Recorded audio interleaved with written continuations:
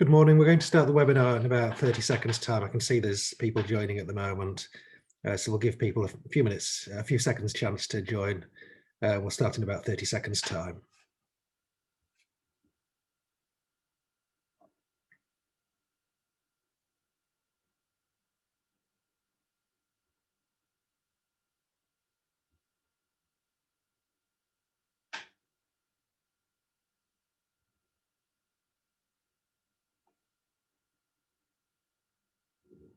Good morning and welcome to our webinar on planning to sell your business, what you need to know about a trade sale.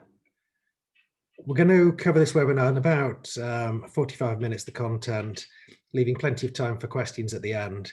If you wish to ask a question, please use the facility that, depending on how you're viewing this webinar, the link to ask a question, the Q&A link, is either at the top of your screen or at the bottom of your screen. You can ask a question at any time through the webinar, and we'll pick up a selection or hopefully most of those questions at the end of the webinar. What we're going to cover this morning is a very brief introduction to who we are, what our experience is, why we're qualified to talk about selling your business and talk about trade sales. And then we're going to go on to some of the things to think about through the trade sale process and how it works. So before you start, the process, sort of timescales, typical timescales, marketing, how you select a buyer, closing the deal, and at the end, how we can help with the process and make sure you achieve your aspirations. And as I say, there's questions at the end, so please, as I say, use the question and answer facility, and we'll pick up a selection of those questions at the end. So just starting with a very brief introduction on strategic corporate finance, who we are.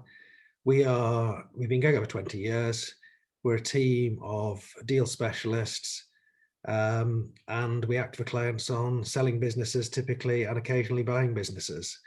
Our typical deals are trade sales, which is probably about 60% of the deals we do, and management buyouts, which is about 40%. And often on management buyouts, we'll act for vendors where that's the best route for them, and sometimes for management teams.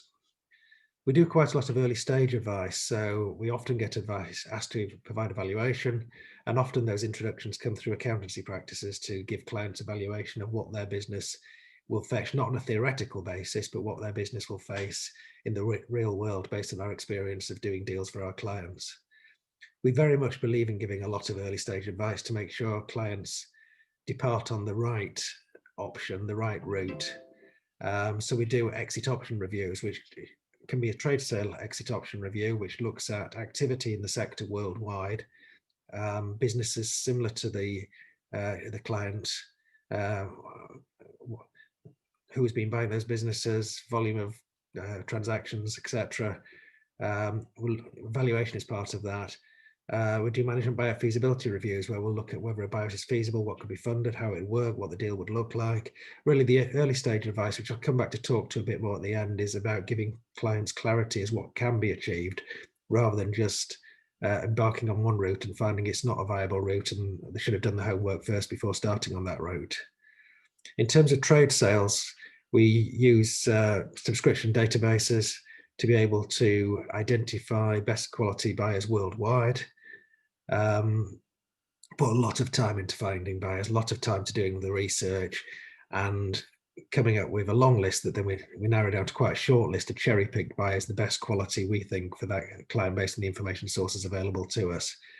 In terms of MBOs, structuring MBOs, as I say, raising the funding, whether it's an acquisition or an MBO, helping negotiate deals, getting a good understanding of what the key commercial aspects of the deal are at an early stage so there's no misunderstanding later, and then working hard, project managing the deals to get them over the line.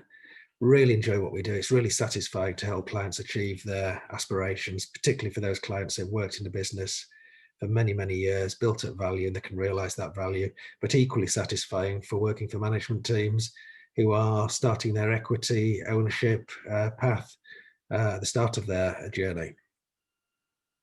We've been going just over 20 years and we're all qualified accountants by qualification, but deal specialists. For the last 20 years, we've worked exclusively on helping clients buy and sell businesses and getting deals across the line.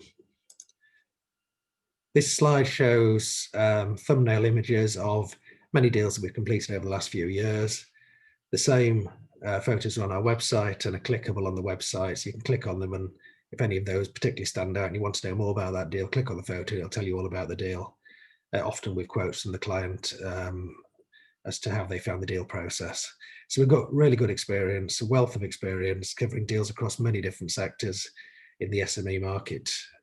And it's this real world knowledge of working for clients, doing deals, that allows us to give accurate valuations, for example, for clients, to advise clients on which exit option might be best for them, and to help them then through the transaction and getting across the line. So at this stage, I'm going to hand over to Greg Barker, who will take us through most of the technical content of this seminar. Thank you, Andrew. Good morning, everyone. As Andrew said in the introduction, it's really important for people who are sort of thinking of selling their business through a trade sale to prepare thoroughly before making the decision to move forward with that process. So that involves thinking about a few different things. Very importantly, thinking about what their business is worth and whether their price expectations are realistic. And when we're acting for clients, we always like to spend time valuing clients' businesses at the outset to make sure that their aims are achievable. At this point, I'd like to just sort of stress that it's important to be wary of free valuations that business owners can receive from different sources. Sometimes those free valuations might be biased if it's coming from a brokerage company that's just looking to sign up new clients, or it just might not be detailed enough if it's a free valuation using a simple formula on a website, for instance. So valuation obviously is very important to think about at the outset. Equally importantly is how saleable your business is. Just because a business has a certain value, it might be difficult to actually realise that value through a trade sale process because of risk factors present in the business. And the most common risk factors we come across are things like customer concentration. If a business has a small number of very important customers, that can be seen as a very significant risk for trade buyers that would prevent a deal happening. Also, over-reliance on the vendors for management of the business, and many SME companies, or most SME businesses, the shareholders will be actively involved in managing the business. That can be a huge risk factor. If there's a change of ownership, will the vendors leaving that business have a big impact on its value going forward? And the other bullet point I've added there is size. Small businesses can be seen as more risky compared to larger businesses, and can make it a trade sale process more difficult.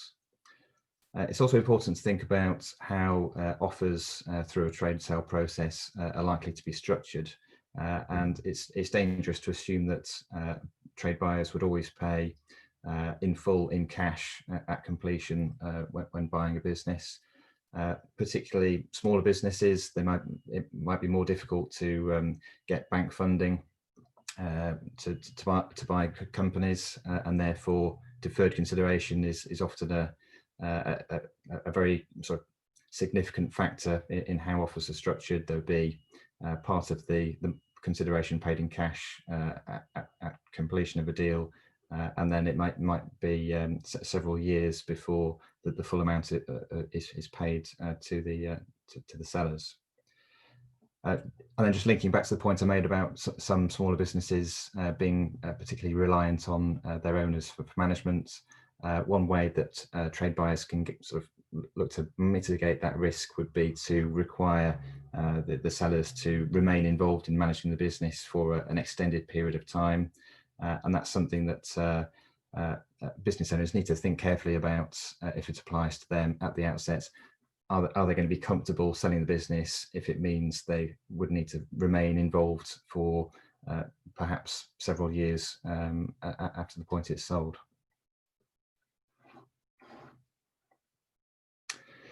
So it's also important to think about whether a trade sale is the best possible option, and quite often our management buyouts is a more attractive option compared to trade sales, and we always like to consider that option with clients before they make the decision to press forward with the trade sale. And also other options such as cash out deals, if the owners of the business simply want to de-risk and sell a portion of their equity, and perhaps partner with a private equity fund. That could be another good alternative to a trade sale. Going back to the valuation points, if it's determined that the present value of the business doesn't meet your expectations, then it might be better to plan for a sale in the future and look to grow the profits of the business during that time, and work to a plan to sell the business at a certain point in the future. Having a plan can also mean sort of working on other sort of weaknesses of the business, but maybe it's got a reliance on the owners for management. So we can sort of look at developing a plan to strengthen the management team over a period of time with a view to a trade sale in the future. And another important sort of thing to think about is the level of management information that's available in the company. Often when we're advising clients, they don't have the necessary sort of monthly management data that allows a trade sale to take place smoothly, and by delaying a sale until further into the future, it gives an opportunity to work on the management information in the business and make sure that it's up to scratch and sufficient for a trade sale. Most of the clients that we act for are usually mature, sort of profitable businesses, and would have a significant amount of surplus cash on the balance sheets, which can be sold on a pound for pound basis to a trade buyer at the point it's sold. And that for this reason, it's important to focus on the amount of working capital that's used in the business, because if you can bring your debtor days down and operate the business with less stock, for instance, that will add to your surplus cash and therefore add to the valuation and what you can get out from a trade sale or other sale process. So again, if clients go through a valuation exercise, see what possible weaknesses there might be in the business that can be addressed, then by delaying a sale until further into the future, it gives an opportunity to work on those items and perhaps get a better result in 2 or 3 years' time. So it's really important to get advice on all of those kinds of things right at the outset. If you're thinking about planning, if you're thinking about selling your business, and Andrew will talk more about how we can help with all of those items later on in this webinar.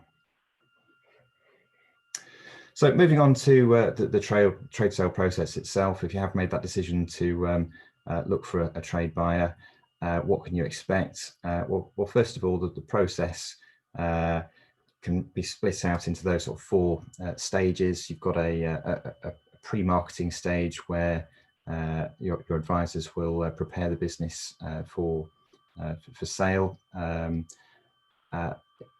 Then comes the marketing stage, which might take 3 months or so, whilst the business is advertised and marketed to potential buyers. At the end of that stage, you can expect to receive indicative offers from potential trade buyers, and then there's a further step of negotiating a deal in principle with your preferred buyer. And then at that point, once you've reached heads of terms, there's normally another 2 or 3 months of closing the deal, during which you'll go through the due diligence and legal stages in order to complete your transaction. So end to end, you're probably looking around a 9-month sort of timescale to sell your business in this manner. But it could take longer. One of the things with trade sales is that you're never entirely sort of sure at the outset, how it's going to go and sort of what twists and turns that there might be. But 9 months is a sort of a typical kind of timescale. So what's involved in the pre-marketing stage? When we're advising clients on a trade sale, there's two main things we'll do in the pre-marketing stage. The first of which is gathering information about our client's business and their market, and preparing an information memorandum, which is a fairly sort of lengthy document, which will be provided to potential buyers once they have signed a confidentiality agreement. The information memorandum is the key sort of selling documents, providing potential buyers with the information they need to know in order to form an opinion on whether they do wish to buy the company, and if they do, giving them the level of detail that's needed for them to provide a valuation and prepare an offer. So the kind of things that the information memorandum needs to cover are the reason for the sale, and this is one of the first questions that potential buyers ask, is there a genuine reason for the sale? Is it a retirement situation, for instance? Or if there isn't a clear sort of reason for a sale, then that can make potential buyers slightly suspicious.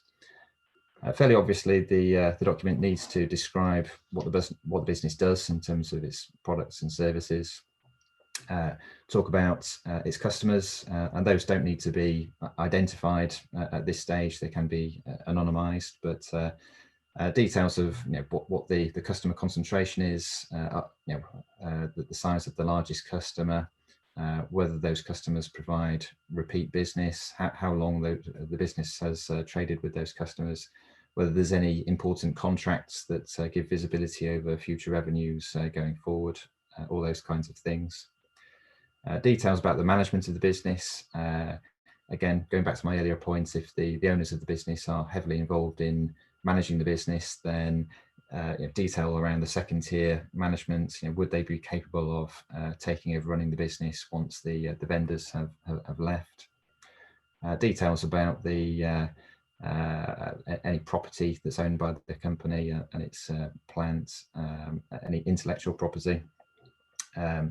So balance sheet information, details about the market the business operates in, its major competitors, whether it's a growth market, opportunities that potential buyers could look to exploit if they were to take over the business, and this could be potential cost savings if combined with another business, or cross-selling opportunities, or opportunities to move into a slightly different market.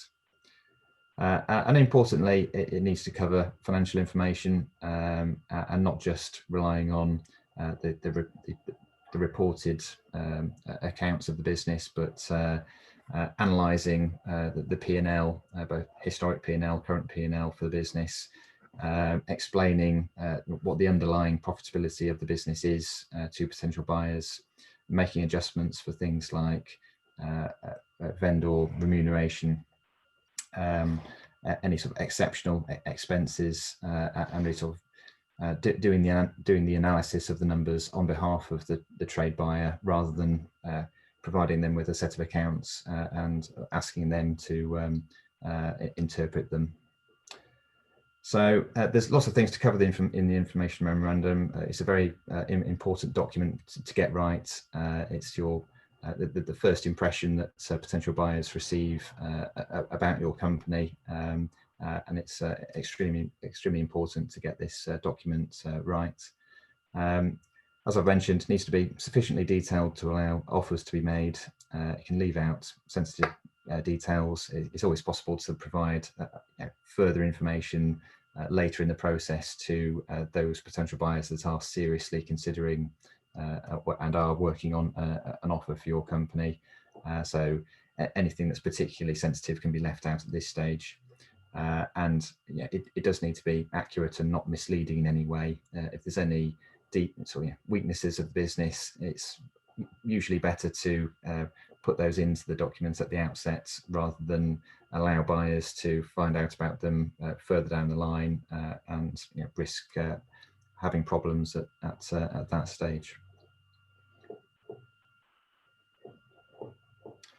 The second strand of the work at the pre-marketing stage is to think about who the ideal trade buyers might be, and aim to profile who those are and start researching them.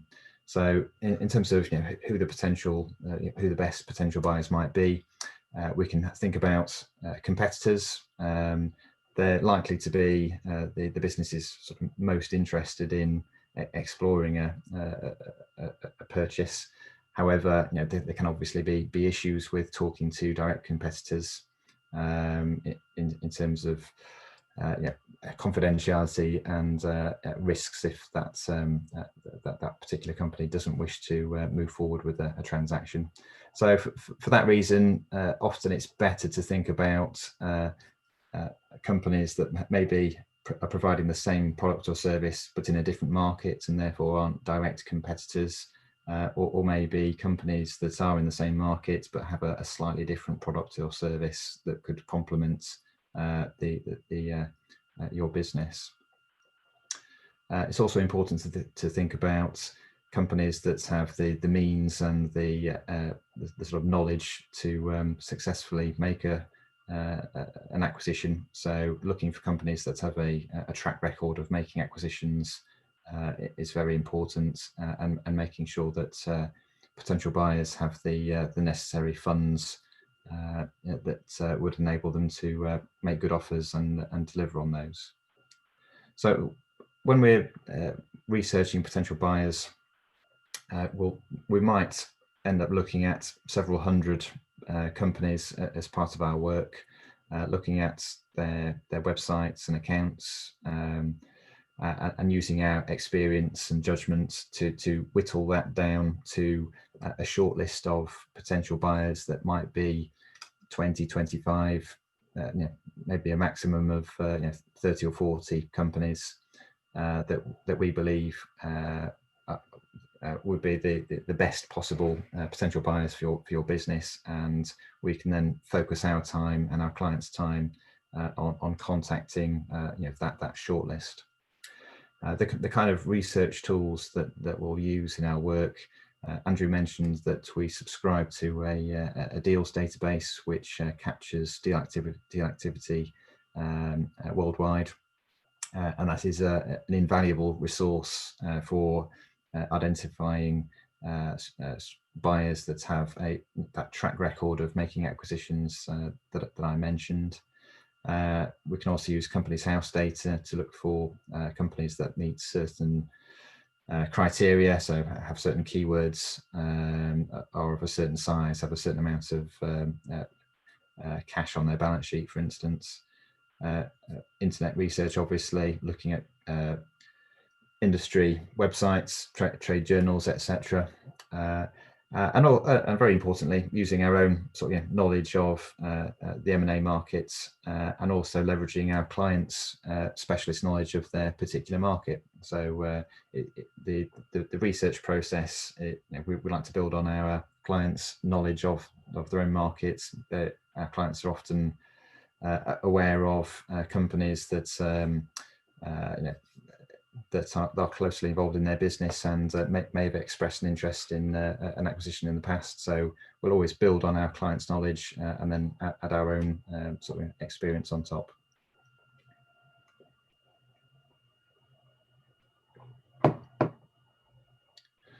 So the pre-marketing stage, it will take several weeks, maybe 8 or 9 weeks to go through. At that point, we'll be ready to move on to the marketing stage, and there's two sort of different sort of approaches to marketing a business for sale. One is the research-based approach, which I've talked about on the previous slide, which involves a lot of time to come up with a short list of very strong potential buyers for your business. the benefits of this approach are that it can be more confidential in that you are limiting the number of parties that you are contacting about selling your business. It can reach an international audience as well. And it's usually appropriate for larger businesses. The other approach is more of sort of advertising focus, where you are placing details of your business on specialist websites and using mailing lists to contact thousands of potential buyers. The big advantage of this approach is obviously that you are maximising your sort of the number of potential buyers. But the drawback of this is that the quality can be more variable. You might find that there's some very good quality buyers coming from that approach, but you'll almost certainly have some poorer quality potential buyers as well, which needs sort of careful management, because there's a risk of wasting time talking to potential buyers that will not be able to put forward a good offer.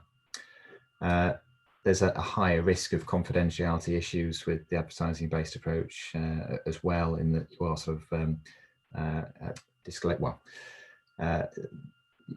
there's ways of trying to minimise the risk of any risk of rumours spreading about your business being for sale.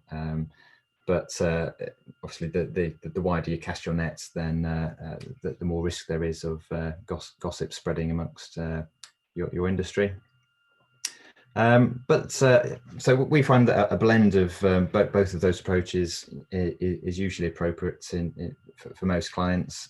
We can focus our efforts on a research-based approach, but at the same time look to discreetly market the business through websites in order to make sure that we also reach those companies that we haven't identified through our research. So what does the marketing process actually involve? We'll normally have a short list of potential buyers that we will spend maybe 2 or 3 weeks contacting, trying to find the most the relevant person at a particular company to contact. That would normally be the managing director in most cases. At the same time, we'll advertise confidentially details of our clients' businesses, and through those two different sort of strands, potential buyers that express an interest will be asked to sign a non-disclosure agreement, NDA, or confidentiality agreement. And once that's in place, they'll be provided with a copy of the information memorandum, which I've described. And following that stage, things start to get interesting, really, for clients. Potential buyers will ask for meetings and normally want to meet with the vendors at the company premises and get a feel for the business by visiting in person. Obviously, over the last 9 months, most of these meetings have been held virtually for obvious reasons. But it's at the meeting stage where the process really sort of comes to life, and you're starting to talk to real potential buyers. At this stage, you can probably expect to have a minimum of sort of 5 or 6 meetings with buyers that are interested in your business, and these meetings, as well as being important for buyers in order to evaluate the company and decide whether they want to make an offer. They're also important for sellers in order to form a view on potential buyers and whether they're people that would be comfortable selling their company to.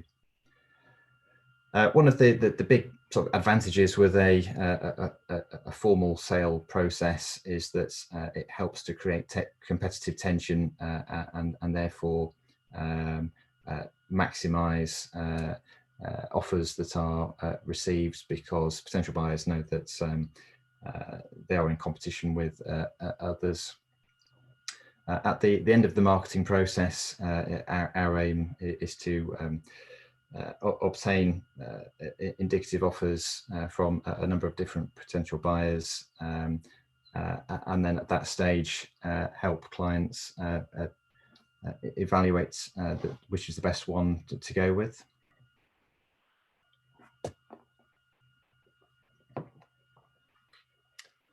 So as well as the obvious things such as the price that's being offered to the business, we also need to sort of look at how the offers are structured, how much of the cash is paid at completion versus in the future, whether there's any significant conditions attaching to the offer in terms of due diligence or approvals that are necessary, or maybe whether there's any conditions linked to the sellers remaining involved in managing the business for a period of time. Looking at how deliverable the offers are, whether we, the degree of certainty that we have that buyers will be able to deliver on the offers they put forward. And thinking about implications for other stakeholders in the business. So what are the buyers' plans for the business? If it's a trade buyer, would they be looking to make efficiencies and perhaps would redundancies be a realistic sort of thing that might happen? Many of our clients, it doesn't just come down to a purely financial decision as to which buyer has put forward the largest offer.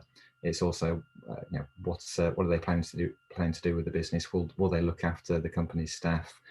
Will they continue to provide a good service to their customers? It's those sort of soft factors that can be equally important to the financial sort of aspects of the offer. So we'll help clients consider offers that are put forward, deal with potential buyers on their behalf in terms of asking further questions and negotiating improvements to those offers. And then that leads on to heads of terms. So it might be that the indicative offers that have been put forward are sufficiently detailed that they can just simply be transposed straight into heads of terms, signed, and move forward into the legal process. Sometimes offers don't contain that level of detail, and we can actually then draft a specific set of heads of terms outlining what the key terms of the deal are. What debt and cash-free adjustments, for instance, need to be made in order to work out how much surplus cash there is in the business that should be added onto the price. Heads of terms would also deal with or give a potential buyer exclusivity whereby the sellers would agree not to talk to any other potential buyers whilst the preferred buyer is conducting their due diligence and getting their legal documentation ready. Heads of terms, it's important that they contain all the necessary details that are needed, but no more than that. So there is a risk that heads of terms can get overcomplicated and start to address things that should be left until later in the process. The fine detail can be negotiated further down the line. It's important not to get sort of bogged down in a too complicated set of heads of terms at this stage.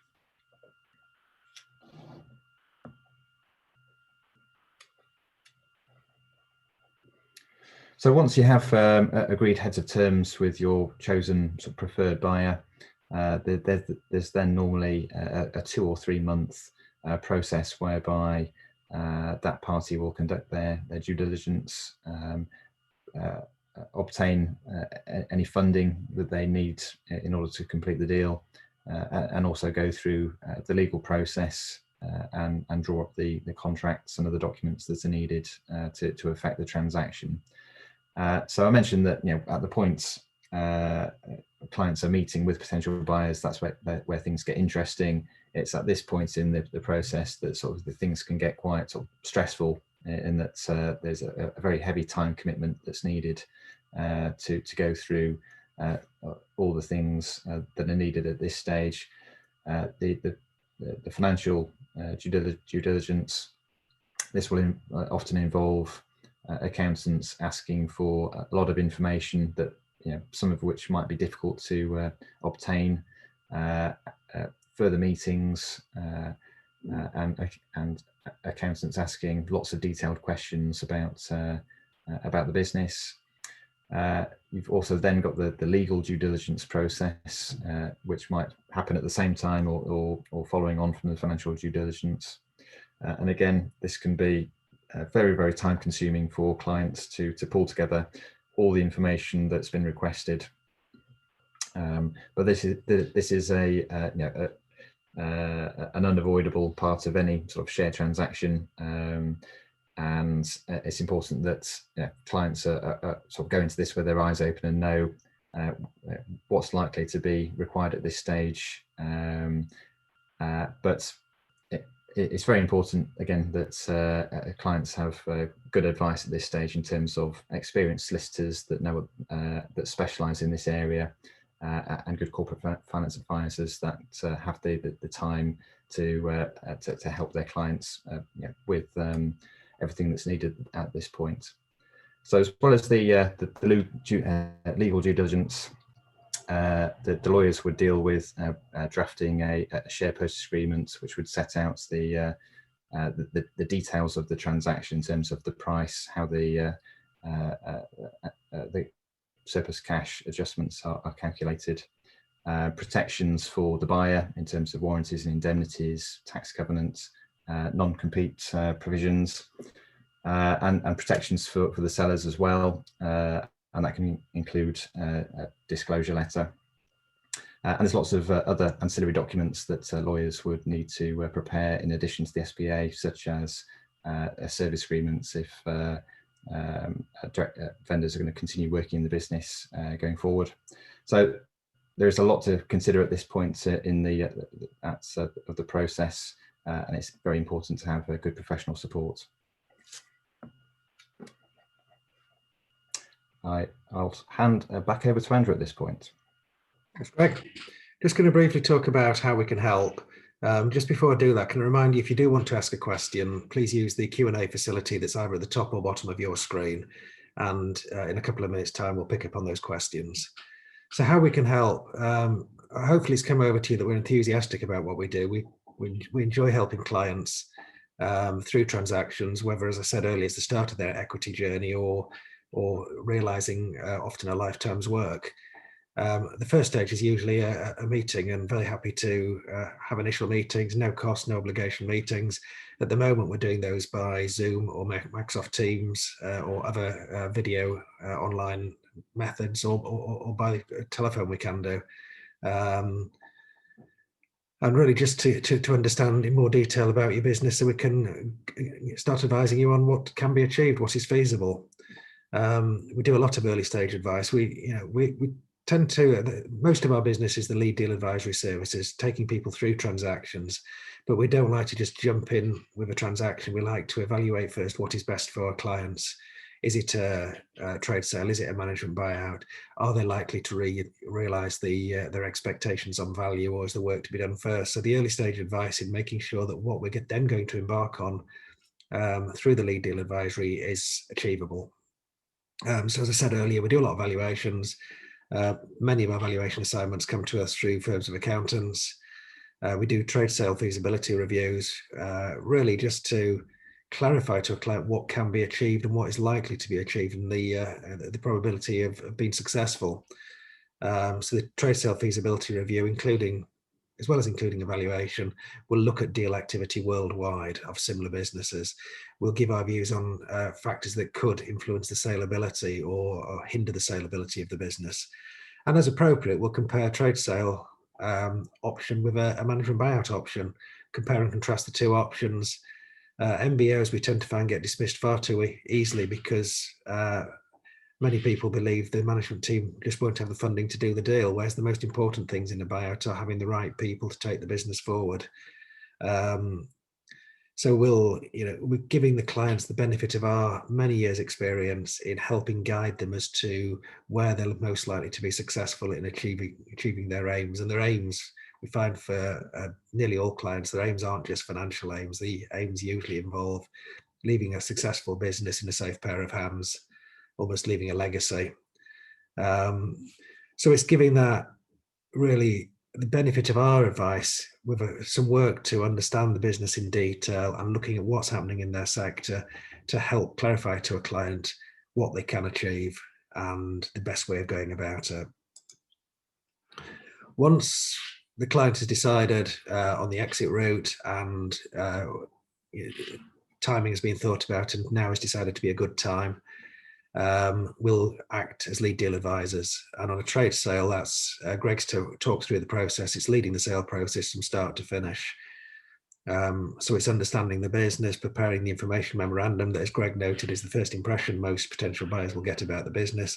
It's doing extensive research into potential buyers to make sure the buyers we approach are the best quality out there based on the information sources available to us.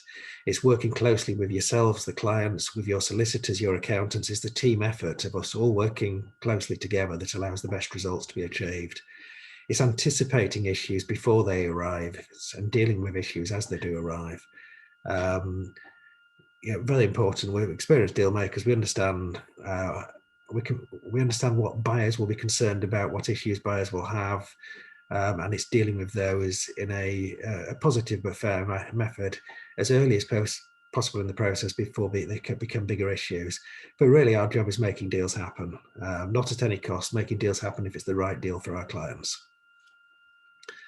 So we'd love to help. We'd love to follow up with you and have a chat about your own businesses. We've talked in general terms today, but we'd love to get a chance to know you and know about your businesses and see if we can help you achieve your aspirations. So that's how we can help. We're now going to move on to questions. So Greg's going to come back online and Catherine's going to join us. But please feel free to use the Q&A facility to ask questions. But Catherine's going to take us through the questions that have been asked so far.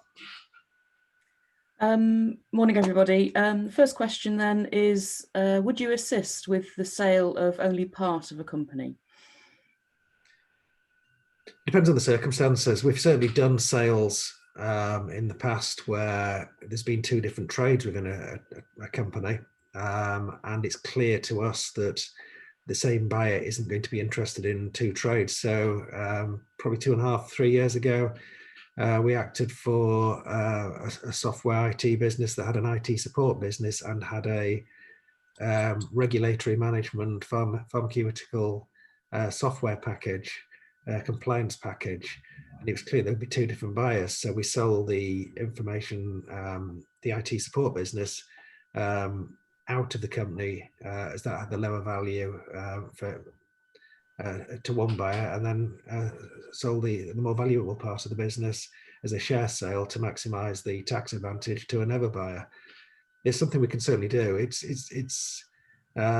something we'd always think about if there's different trades within a business that are going to appeal to different buyers. Okay, another question. What's the current climate like for selling a company? Surprisingly, we're finding it very buoyant, which is quite interesting, and we're winning work and finding no difficulty at all with appetite from buyers. But it obviously depends on how your business has performed over the last 9 months and how your business is performing now. We're finding for many clients they've performed as well over the last year or so as they normally do. Other clients have benefited from the COVID situation, but clearly if your business has really been hit hard, now is not going to be a good time to realise a good value from your business, and you're better off holding on for another 6 to 9 months until hopefully there's been a lot more vaccinated and the situation's a lot more comfortable. But there's absolutely the statistics we're seeing is there's more buyer demand at the moment. One of the websites, Greg talked about advertising on websites. We own dealopportunities.co.uk, which is used by advisors and brokers throughout the country to advertise businesses for sale. And that has had a massive increase in number of inquiries for businesses for sale over the last 12 months, which started in the first national lockdown in March and has continued. So there's certainly buyer appetite out there.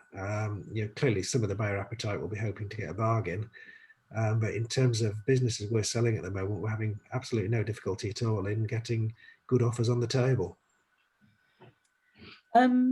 Thank you, Andrew. Right, the next question, it's a couple of parts to it, so I'll break it down. In fact, a few people have asked the question about fees. So what are our typical fees? And the second part to that is, do they include accountant and solicitors' fees?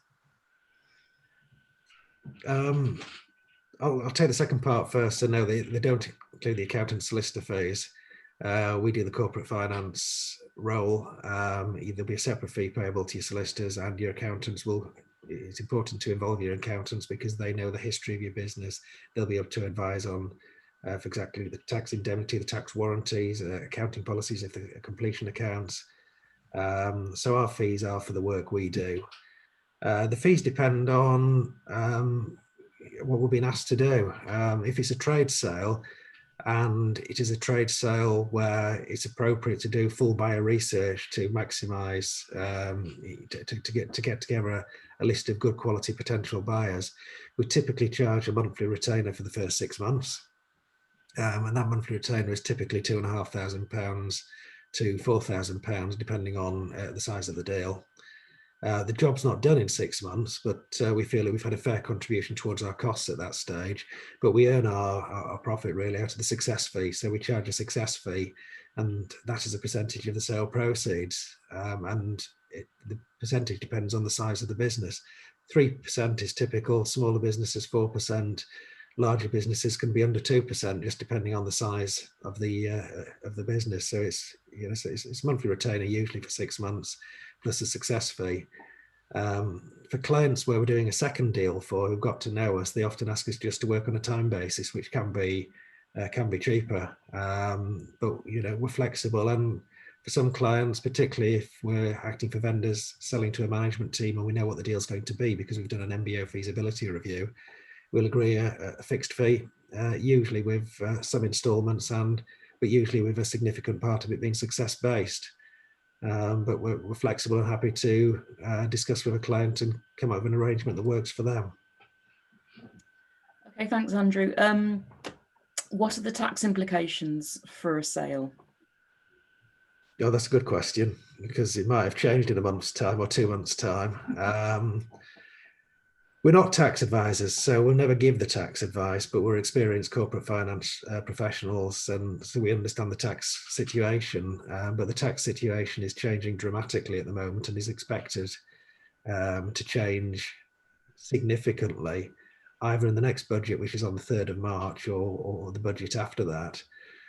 So at the moment, we're seeing a lot of clients who want to get their deals away before the 3rd of March, and we're working to achieve that. If I go back 12 months, the tax situation was the first £10 million of gain, you pay 10% tax on. And for our clients, particularly where there's more than one shareholder, that covered just about every deal we ever worked on. 10% tax is what you paid on the gain when you sold your business. In the March 2020 budget, they cut entrepreneurs relief, as it was called, from £10 million down to a lifetime limit of £1 million. You then pay 10% tax on the first £1 million, so they changed its name to business asset disposal relief. They are looking at the capital gains tax regime, and the Office for Tax Simplification published a paper in November 2020 highlighting issues such as the marginal rate of income tax can be nearly 4 times or around 4 times the capital gains tax rate at 10% for entrepreneurs, and questioning whether entrepreneurs relief was achieving its objective, whether that should be turned into retirement relief that's only paid for people at retirement age and at lower levels. So at the moment, people completing the deal before budget day are likely to pay 10% on the first £1 million and 20% above that. After the 3rd of March, the worst situation, the worst outcome that could happen based on this discussion paper is that people pay capital gains tax at their marginal rate of income tax, which is, 45%, or given the corporation tax has already been paid, maybe 36% is the figure. We'll just have to wait and see, but the tax situation is changing dramatically at the moment. So it's hard to say where we'll be in 2 months' time. Okay, thanks, Andrew. One last question. What's our success rate for selling companies? Greg, do you want to, I'm conscious I'm answering all the questions, do you want to pick up on that one? Yeah, we've got an excellent success rate when it comes to selling clients' businesses. Mainly because we only take on clients where we feel that their price expectations are achievable at the outset, rather than sort of taking on assignments where we think there's a very small chance of success. We persevere with clients' assignments for as long as needed. So sometimes it isn't straightforward, and perhaps there might be issues with current trading results that mean that we need to pause an assignment for a period of time. I can think of an example of a client we had a few years ago where we needed to freeze the marketing process and for 12 months whilst they dealt with issues in their business, but then we picked that back up again once they were ready to restart the sale process, and in that particular situation got a much better deal for them than they were initially expecting. So I think we do have a far better success rate than many sort of organizations out there that do look to sell companies, and that's because we're quite sort of selective about the assignments that we take on, and put in that effort at the outset to make sure that clients are only looking for a trade sale if that's the best thing for them to do. I think that's right, Greg. And we do a lot of early stage advice, as I've said several times in this webinar, really so there's total clarity as to what can be achieved. And if a client wants 2 or 3 times that, then there's no point in starting the assignment. There's work to be done first. There's plenty of people out there who would say yes to that client. Yeah, we'll take you on, we can sell it for that, and then fail to do so. Once a client has changed their mindset that they're ready to sell their business, it's a huge mindset change.